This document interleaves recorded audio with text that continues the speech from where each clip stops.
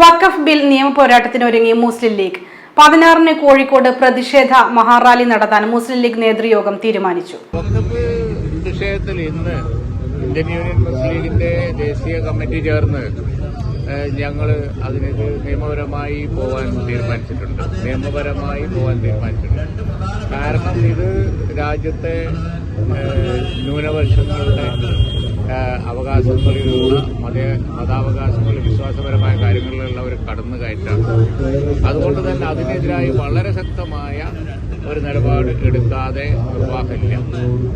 വഖഫ് ഭേദഗതി ബില്ലിനെതിരായി രാഷ്ട്രീയ നിയമ പോരാട്ടം തുടരാൻ മുസ്ലിം ലീഗിന്റെ ദേശീയ നേതൃയോഗത്തിൽ തീരുമാനം. രാജ്യസഭയിലും ബിൽ പാസായതിനെ തുടർന്ന് ചേർന്ന അടിയന്തര നേതൃയോഗം political advisory committee chairman Panakkad Sayyid Sadiq Ali Shihab Thangal ഉദ്ഘാടനം ചെയ്തു. ദേശീയ പ്രസിഡന്റ് പ്രൊഫസർ ഖാദർ മൊയ്തീൻ അധ്യക്ഷത വഹിച്ചു. ദേശീയ ജനറൽ സെക്രട്ടറി പി.കെ. കുഞ്ഞാലിക്കുട്ടി സ്വാഗതം പറഞ്ഞു.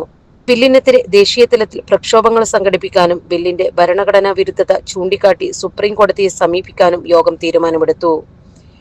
ഇതോടനുബന്ധിച്ച് ഏപ്രിൽ 16-ന് കോഴിക്കോട്ട് വഖഫ് സംരക്ഷണ മഹാറാലി സംഘടിപ്പിക്കും. ഡൽഹിയിലും മറ്റ് ഉത്തരേന്ത്യൻ സംസ്ഥാനങ്ങളിലും പ്രക്ഷോഭ പരിപാടികൾ സംഘടിപ്പിക്കാനും തീരുമാനിച്ചു. ദേശീയ തലത്തിൽ ഓരോ സംസ്ഥാനത്തും നടക്കുന്ന പ്രക്ഷോഭങ്ങളുടെ തീയതി അതാത് സംസ്ഥാന കമ്മിറ്റികൾ കൂടി തീരുമാനിച്ച് പ്രഖ്യാപിക്കും. Sahara Golden Diamonds, Kottappadi, Malappuram. Phone 9744 912 916.